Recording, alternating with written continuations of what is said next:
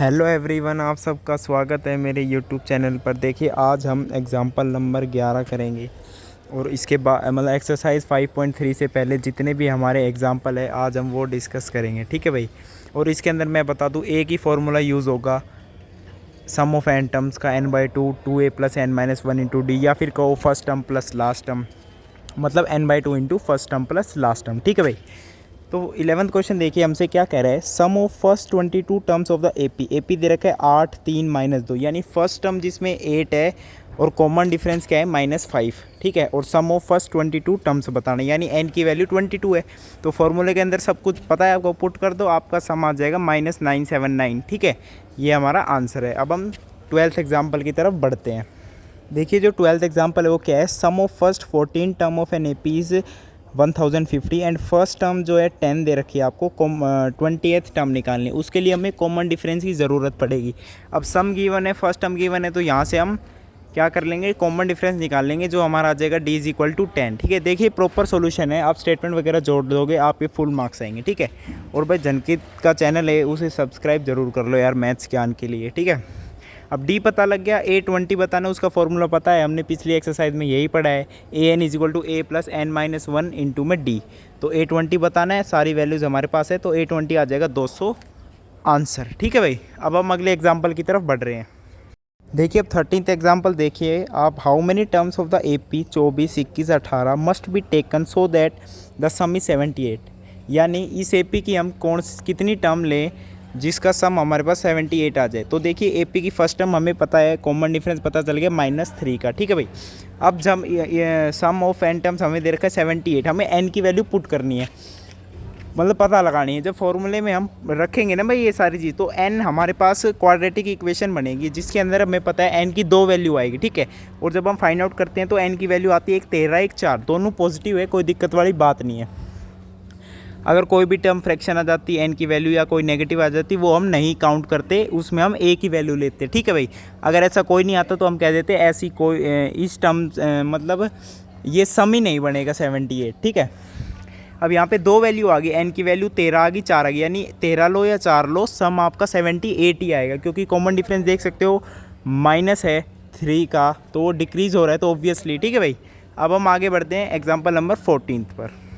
देखिए, जो हमारा एग्जाम्पल नंबर 14 है वो क्या है, हमें सम निकालना है। फर्स्ट 2 पार्ट है इसका। फर्स्ट पार्ट है द फर्स्ट 1000 पॉजिटिव इंटीजर्स, यानी 1 से लेके 1000 तक का सम निकालना है, वही बात होगी sum of first n natural numbers 1 से लेके 1000 तक, वही बात होगी n = n × n+1/2 का फॉर्मूला लगेगा, n की जगह 1000 पुट करेंगे।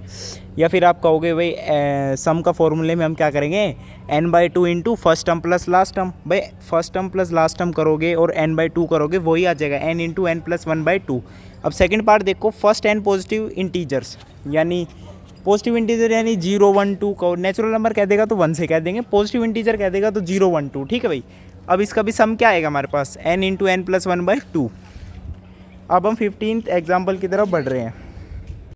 देखिए, 15th एग्जाम्पल क्या कह रहे हैं, find the sum of first 24 terms of the list of the numbers whose nth term is given bye.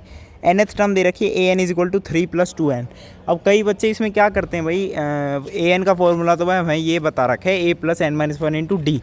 अबे an इसमें दे रखा है ऑब्वियसली 3 + 2n, वो उसे सोल्व करके ही तो आया होगा। अब a1 निकालना है तो n की जगह 1 पुट करना है और कुछ नहीं। a1 आ जाएगा कितना 5, a2 है तो n की जगह 2 पुट करेंगे तो 7 आ जाएगा, और a1 आ गया, a2 आ गया, a2 - a1 क्या हो जाएगा हमारे पास, कॉमन डिफरेंस। ठीक है भाई।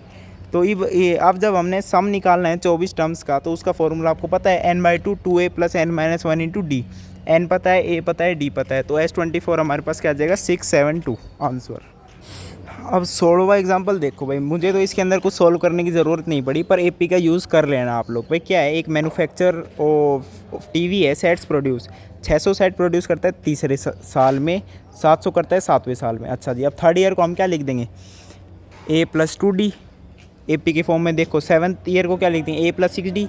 माइनस करोगे d आ जाएगा आपके पास कितना, हमारे पास क्या आ जाएगा, d आ जाएगा, कितना आ जाएगा d भाई, थर्ड ईयर और ये 7th ईयर, यानी 4d = 100, d = 25, यानी कॉमन डिफरेंस आ जाएगा 25 का कॉमन डिफरेंस आ जाएगा। तो हम बता देंगे थर्ड ईयर में अब कॉमन डिफरेंस d की वैल्यू किसी इक्वेशन में पुट कर लो भाई, a + 2d is equal to 600 है, जहाँ पे डी हमारा 25 है, तो ए हमारे पास आ जाएगा फर्स्ट ईयर में क्या प्रोड्यूस होगा 550, वही हमारा फर्स्ट पार्ट था इसका। अब सेकंड पार्ट में क्या कह रहा है भाई, production in the 10th year, यानी 10th ईयर को हम क्या लिख देंगे ए प्लस 9D, ए पता है डी पता है तो ऑब्वियसली निकाल लेंगे।